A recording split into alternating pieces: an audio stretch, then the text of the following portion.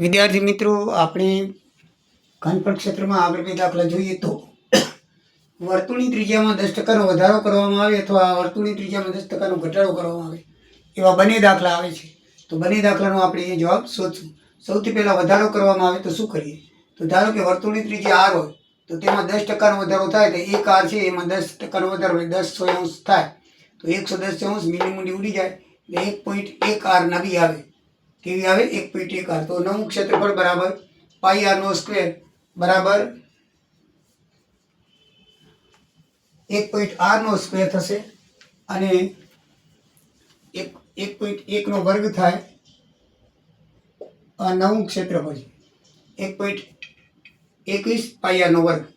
તો 1.21 માંથી 1 બાદ કરો, આ વધારો નવું, આ જૂનું છે 1 તો બાદ કરી તો 0.21 આવે એટલે કે 21 અંશ થાય એટલે ટકા મેં કેવો તો 21% નો વધારો થાય. બરાબર છે. આપણી પાસે કાંઈ નથી તો એકમાંથી બાદ કરવાનું થાય.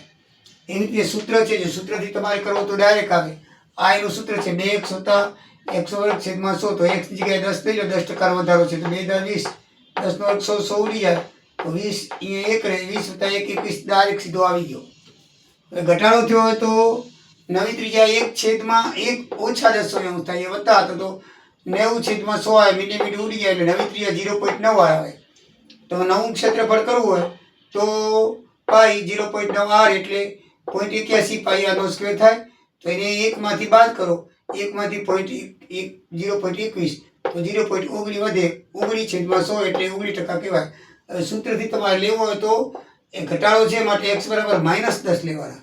અહીંયા +10, અહીંયા માઇનસ, તો 2x -10 પછી -10 નો વર્ગ, અહીંયા -10 નો વર્ગ અને નીચે 100, -10 નો વર્ગ પણ વત્તા 100 થાય. અહીંયા 10 × 20 એટલે 20, 100 ઉડી જાય એટલે 1 થાય એટલે -20 માંથી 1 જાય તો ડાયરેક્ટ -19% જવાબ આવે. તો મિત્રો, આ રીતે દાખલો તમારું સોલ્યુશન થઈ શકે. જય સિયારામ, જય દ્વારિકાધીશ.